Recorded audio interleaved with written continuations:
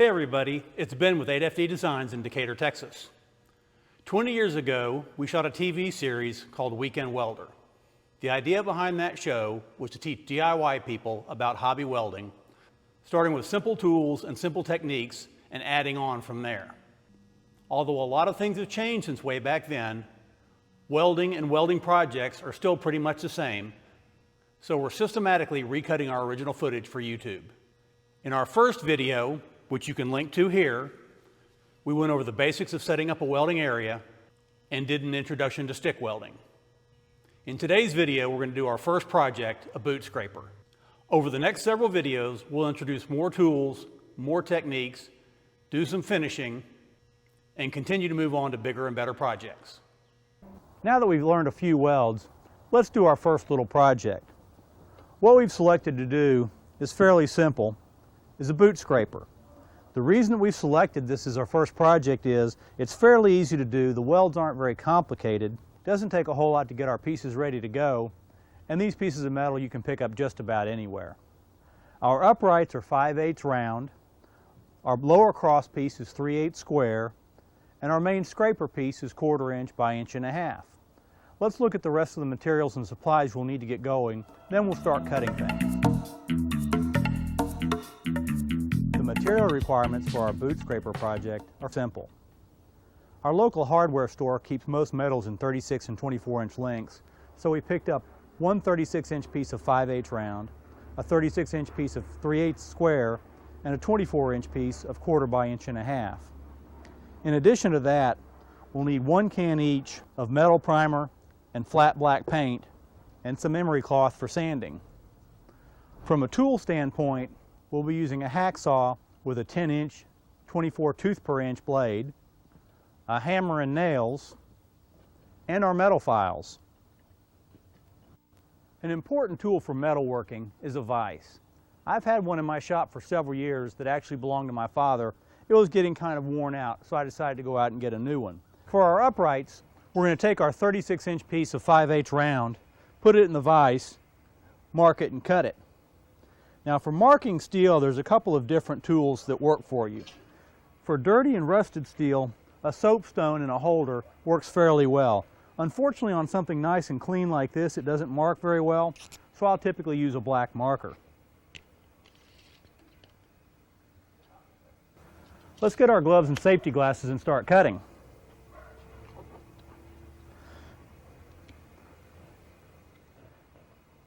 We've got a sharp blade in our saw. Once we get a nice start on the cut, all we want to do is make a nice smooth motion until we get all the way through. A lot of people tend to overdo it when cutting with a hacksaw. It has a tendency to bend the blade.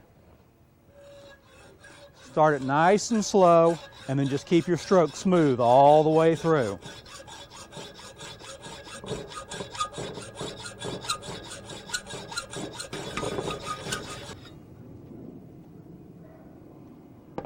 We'll clean up these ends with our 1-inch belt sander when we do the shaping on them. We need a 10-inch piece of our 3/8 square, so this will work just about the same way.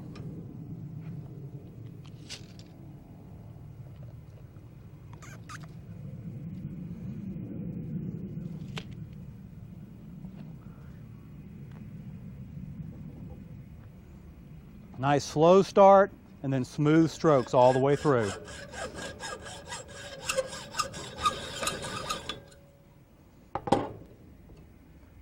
There's 2. Now our 1/4 inch by 1.5 inch piece is a little bit more difficult cut. For one thing, it's longer, and also clamping it upright like this is the easiest way to get a good secure hold in the vise, but that means we have to be careful to keep our cut nice and straight and up and down. We'll make a mark that goes all the way down this side of it so I can keep an eye on it while I'm cutting.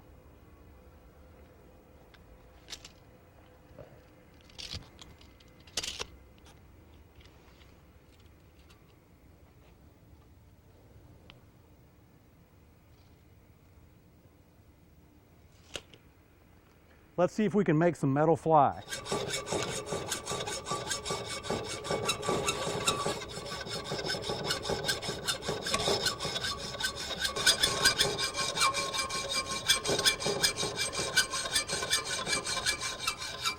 We've got our pieces cut, and we've moved our 1-inch belt sander up to our front table so we can work on our pieces.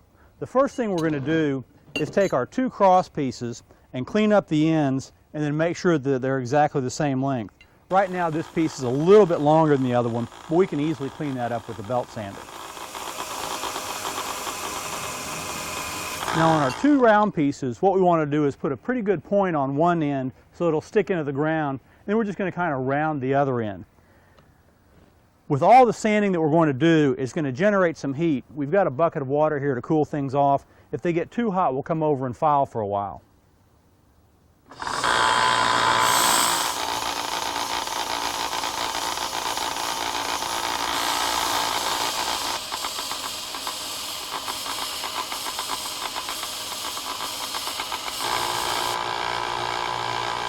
I think we've got a good enough point on this end that we can get them in the ground.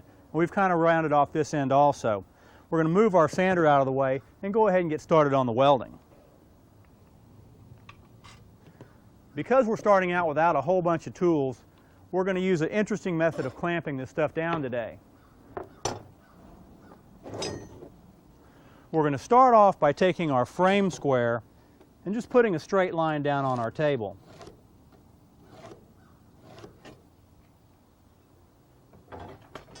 We're then going to take our first upright, and with the top of it towards us, we're simply going to straighten it out along the line. Then we're going to take a hammer and a couple of nails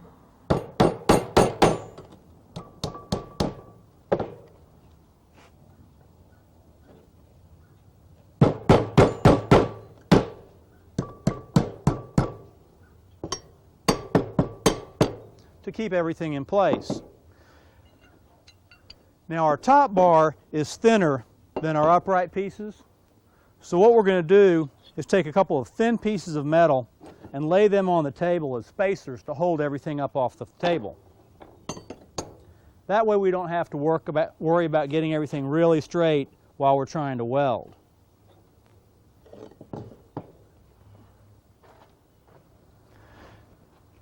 We're using the crossbar to determine our distance here, and then we're going to mark another straight line on the table.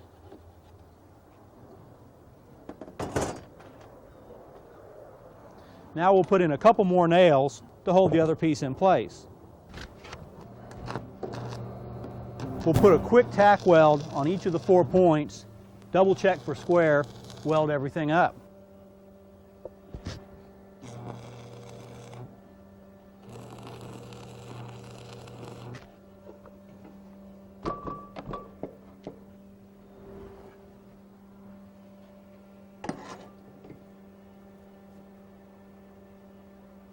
All right, we're still nice and square, so we'll finish out the welds.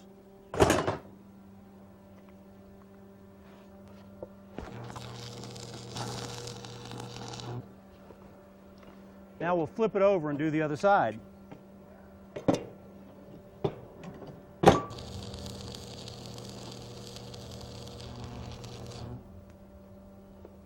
That's it for the welding. And that's it for today's video.